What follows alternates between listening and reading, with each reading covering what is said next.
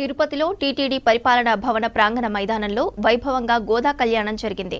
శ్రీకృష్ణస్వామి, శ్రీ ఆండాల్ అమ్మవారి ఉత్సవమూర్తులను అలంకరించారు. తిరుమల శ్రీవారి ఆలయ అర్చకులు శ్రీ విశ్వక్సేన పూజ, పుణ్యవాహచనం, అంకురార్పణం, రక్షాబంధనం, అగ్నిప్రతిష్ఠ కార్యక్రమాలు నిర్వహించారు. మధుపర్క నివేదనం, వస్త్ర సమర్పణ, మహాసంకల్పం, స్వామి అమ్మవార్ల ప్రవరలు, మాంగళ్య పూజ, మాంగళ్య ధారణ కార్యక్రమాలు శాస్త్రోక్తంగా నిర్వహించారు.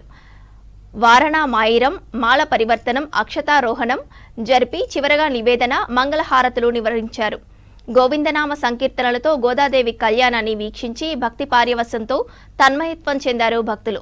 ఎస్వి సంగీత నృత్య కళాశాల విద్యార్థులు ప్రదర్శించిన గోదా కళ్యాణం నృత్య రూపకం ఆద్యంతం అలరించింది.